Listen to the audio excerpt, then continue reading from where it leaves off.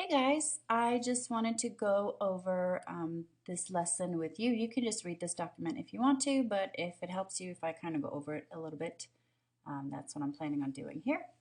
So we're going to go over sections 5.6 and 5.7. So I'm basically just going to read through these notes, but it might be easier than just reading them yourself. We'll see. So we're going to read these lecture notes. I want you to follow along. I also want you to take your own notes as if this was in class. So if you need to pause right now and go get your notebook, do that and then follow along and write notes, okay?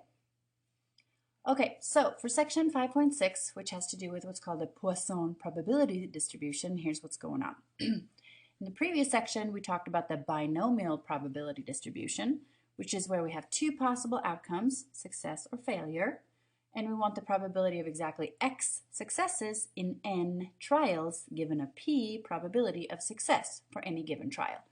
So for example, what's the probability of getting 3 heads in 10 coin tosses given a 0.5 probability of a head? And we already learned a formula for how to do this. That was in the previous section. Now we'll be looking at a different scenario, namely the Poisson probability distribution. And that's for when we want to figure out the probability of a number of occurrences of something over a specified time interval or space interval. So for example, if we know that we on average have 10 customers coming to our Starbucks drive-up window every 15 minutes on average, what's the probability that we'll have 5 customers in a given 15-minute interval? So we know the average is usually 10. What's the probability of 5?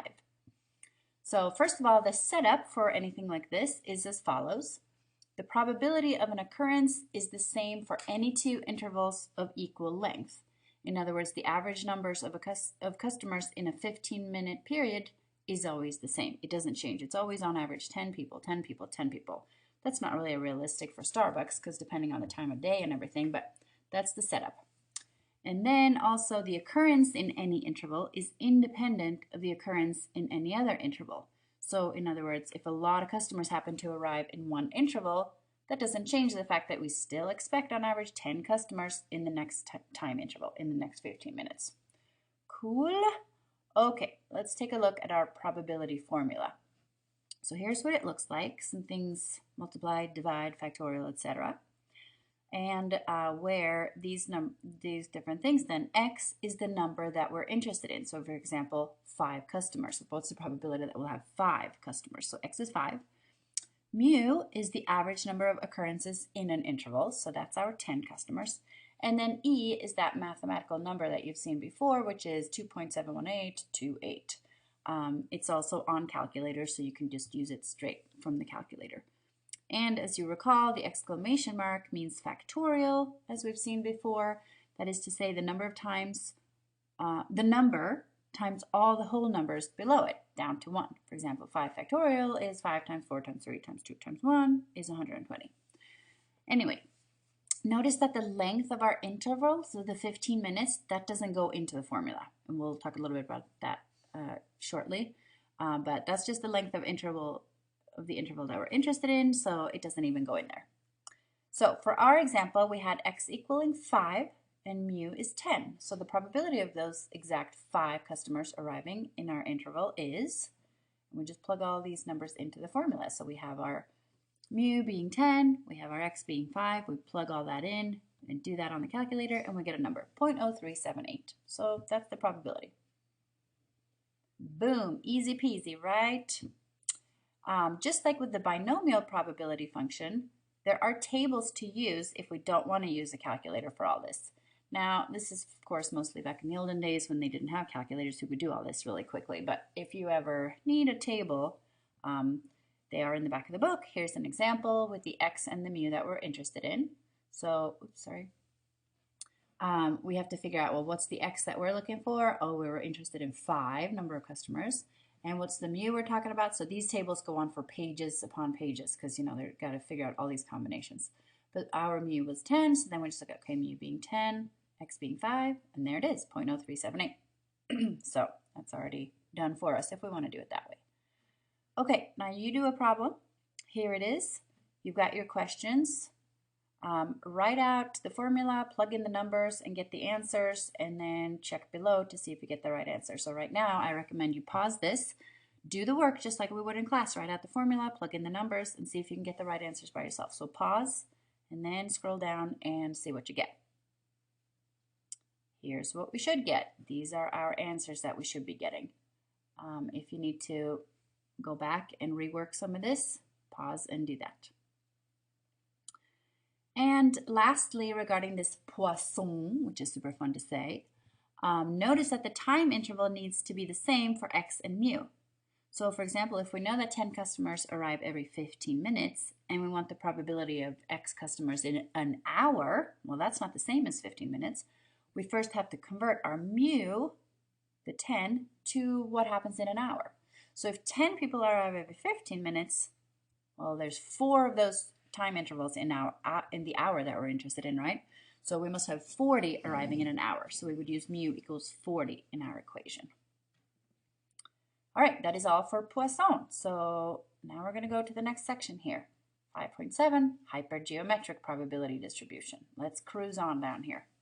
So this one is closely related to the binomial distribution that I talked about at the very beginning, where we have success or failure and how many and that kind of thing. We're still looking at the probability of success over a certain number of trials, but the difference is that the trials are not independent, and the probability of success doesn't stay constant. So rather than tossing a coin, and the coin doesn't know what it already did, so it always has a 0.5 probability of getting ahead. Now we're looking at an example such as pulling white socks from a sock drawer with many different colored socks. So each time we pull a white sock out, the probability of getting another white sock is going to go down since there are now fewer white socks left. Make sense? Hopefully, yes. So here's the formula for the probability of exactly X number of successes. Big Daddy. So that's a lot of letters. This is what they all mean. You got all the stuff here. So the lowercase x, well, there's only one x. So x is the number of successes that we're interested in. And I meant that as plural. N is the number of trials, so how many actual times we pull socks.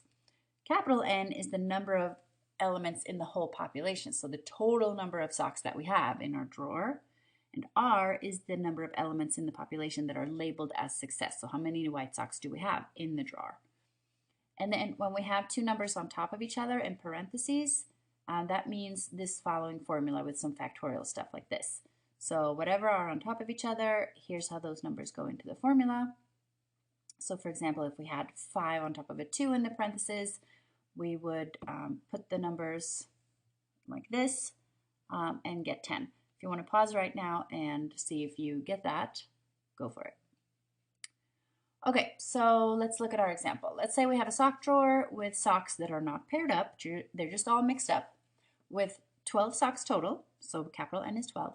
And we know that 5 of them are white, so that's what's considered success for us. We're trying to get a white sock here. So R is 5. And we're wondering, what's the probability of getting 1 white sock? Exactly 1, so X is 1, if we pull up 3 socks. Lowercase n is 3, without looking. So we're just blindly grabbing some socks, seeing if we can get 1. So then if we plug everything into the formula, here's what we would get.